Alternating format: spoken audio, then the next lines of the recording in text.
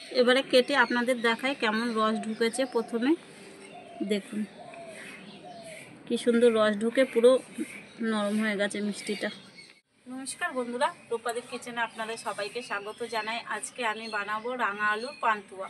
তো রাঙা আলুর পান্তুয়াটা তো খেতে খুব সুন্দর হয়, নরম তুলতুলে আর সফট। কী করে আমি রাঙা আলুর পান্তুয়াটা বানাবো আপনারা প্রথম থেকে শেষ পর্যন্ত ভিডিওটা দেখুন, ভালো লাগবে। তো চলুন। তো বন্ধুরা দেখুন, এখানে আমি 4টে রাঙা আলু নিয়েছি। আর রাঙা আলুগুলো কালারটা কত সুন্দর, দেখুন কি সুন্দর আর বড় বড় সাইজের রাঙা আলু। এবারে এগুলো আমি কেটে নেব। রাঙা আলুগুলো তো আমি কেটে নিচ্ছি, আপনারা চাইলে গোটা গোটাও সিদ্ধ করে নিতে পারেন। আমি একটু ছুলে নেব একবারে, তাড়াতাড়ি সিদ্ধ হওয়ার জন্য আমি এগুলো ছুলে ছুলে দিচ্ছি।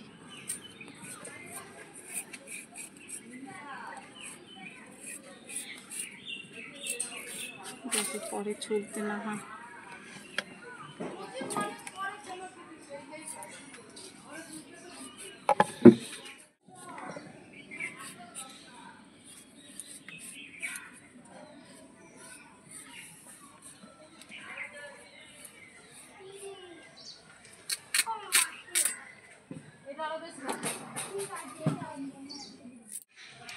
রাঙা আলুগুলো 3-4 বার করে জল পাল্টে পাল্টে ধুয়ে নিয়েছি, আর একটা আস্ত দিয়েছি এটাকে সেদ্ধ খাওয়ার জন্য।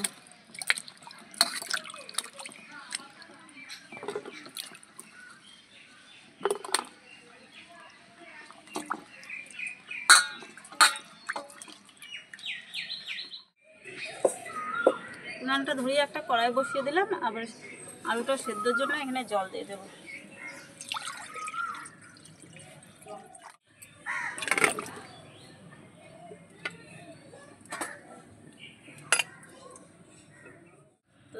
রাঙা আলুগুলো যাতে ভালো করে সিদ্ধ হয় তার জন্য 1 চিটা লবণ দিয়ে দিলাম। এবারে ঢাকনা দিয়ে ঢেকে দিলাম। ঢাকনাটা খুলে নিই। আস্তে আস্তে জাল করে সিদ্ধ করতে দিয়েছিলাম, আবার একটা আগে দেখে নিয়েছি এটা সিদ্ধ হয়ে গেছে। এবারে নামিয়ে নেব।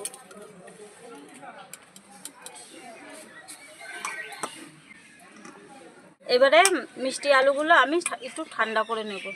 আলুগুলো ঠান্ডা করে নিয়েছি, আর একটা এখানে প্লেট নিয়েছি। প্লেটের মধ্যে একটা এই যে গ্রেটার নিয়েছি, এটা দিয়ে আমি গ্রেট করে নেব যাতে একটা দানা ভাব না থাকে।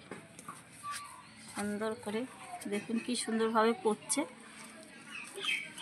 আপনারা চাইলে এগুলো মেখে নিতে পারেন। আলুটা একদম মনে হচ্ছে কি চিজের মতন লাগছে।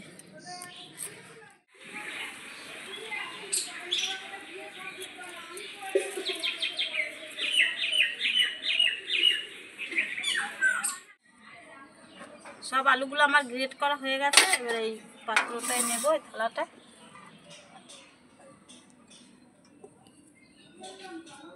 এই মিষ্টি আলুর মধ্যে আমি কয়েকটা উপকরণ মিশিয়ে নেব। এখানে দিয়ে দেব 2 চামচ সুজি, 2 চামচ গুঁড়ো দুধ। গুঁড়ো দুধটা দিলে কি মিষ্টিটা খেতে অনেক সুন্দর স্বাদ হয়। আমি সব চায়ের চামচ মেপেই দিচ্ছি। আর 2 চামচ ময়দা, আর 1 চিমটি দিচ্ছি খাবার সোডা। খাবার সোডা কিন্তু এর থেকে বেশি দেওয়া যাবে না। এবারে সব কিছু একটু ভালো করে মিশিয়ে নেব। দেখুন কি সুন্দর করে মাখা হয়ে গেছে। এরকম একটু শক্ত শক্ত করে মাখতে হবে। এবারে 1 চামচ ঘি দিয়ে আমি এটাকে মেখে নেব। ঘি দিলে কি একটা দারুণ একটা সুন্দর সেন্ট আসে, খেতেও ভালো লাগে। বন্ধুরা আমি যে এখানে ঘি দিলাম, আপনারা চাইলে কিন্তু সাদা তেলও এর মধ্যে দিতে পারেন। সাদা তেল দিয়ে দিলেও হবে। ডোটা আমার ভালো করে সুন্দর করে মাখা হয়ে গেছে। এবারে হাতের মধ্যে একটু ঘি লাগিয়ে নিয়েছি। এবারে আমি মিষ্টির শেপটা দিয়ে দেবো, গোলাপ মানে পান্তুয়ার শেপটা দিয়ে দেবো গোল গোল করে।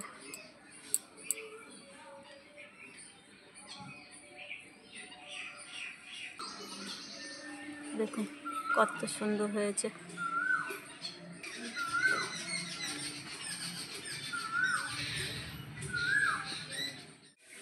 আবারও আমি করে নেব। একটু ধৈর্য ধরে বন্ধুরা গোলটা করতে হবে, নাহলে কিন্তু একটু একা বাঁকা হয়ে গেলে দেখতে সুন্দর লাগবে না। সুন্দর করে একটু গোল করে পান্তা শেপে করতে হবে। এই দেখুন এভাবে করে আমি সব মিষ্টিগুলো তৈরি করে নিয়েছি। দেখুন কত সুন্দর হয়েছে গোল গোল।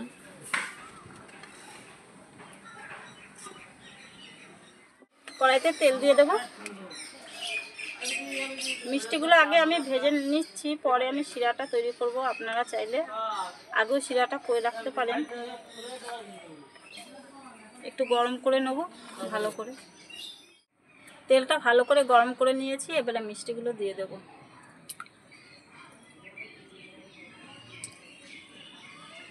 ভালো করে গরম করে আঁচটা একটু হালকা করে দিয়েছি, এরকম করেই দেবেন, নইলে উপরটা বেশি হয়ে যাবে আর ভেতরটা কাঁচা থাকবে। মিষ্টিগুলো সবগুলো দিয়ে দিচ্ছি, হয়ে যাবে, অনেকটা তেল দিয়েছি তো।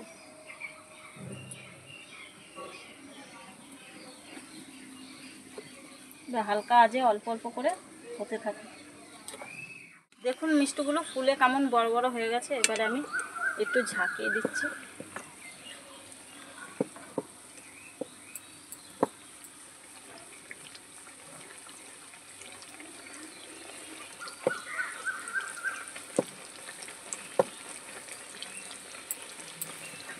ফুলে কত বড় বড় হয়ে গেছে।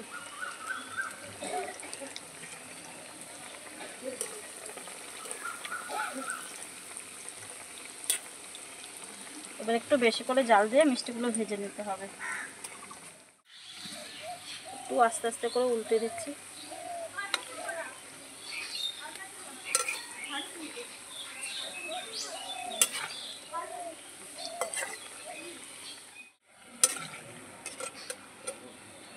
মিষ্টিগুলো সুন্দর করে ভাজা হয়ে গেছে। দেখুন সুন্দর বড় বড় হয়ে গেছে মিষ্টিগুলো।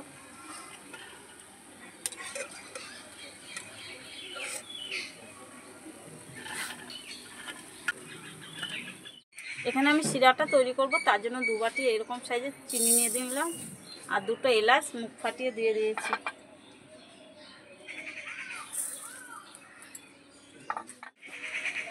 দু বাটি চিনির জন্য আমি 3 বাটি জল দিয়ে দেবো।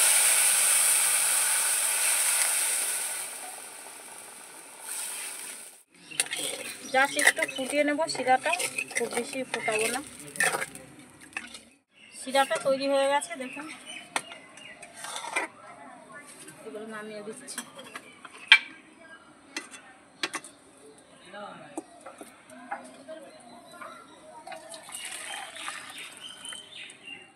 এবারে মিষ্টিগুলো দিয়ে দেবো।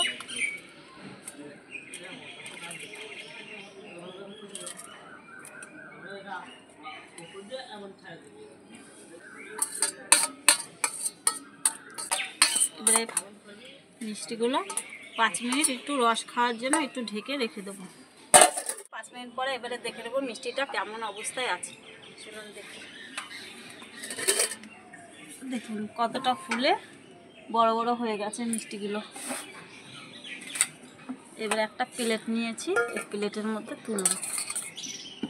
একদম রস খেয়ে পুরো 5 মিনিটের মধ্যেই। বন্ধুরা আর একটা কথা বলে রাখছি, যে এই মিষ্টিগুলো ভাজার সময় সঙ্গে সঙ্গে কিন্তু শিরার মধ্যে দেবেন না, তাহলে চুপসে যেতে পারে। এরকম ঠান্ডা করে লাস্টে শিরার মধ্যে দেবেন, তাহলে মিষ্টিগুলো এরকম ফুলে যাবে আর রস খেয়ে এরকম মোটা মোটা হয়ে যাবে। এবারে কেটে আপনাদের দেখায় কেমন রস ঢুকেছে। প্রথমে দেখুন কি সুন্দর রস ঢুকে পুরো নরম হয়ে গেছে মিষ্টিটা। এবার একটু খেয়ে নিই।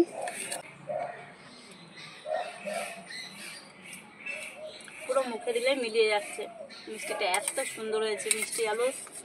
মিষ্টিটা আপনারা এই পদ্ধতিতে করে দেখবেন, একদম পারফেক্ট হবে আর মিষ্টি বানাতে একদম সফল হয়ে যাবে।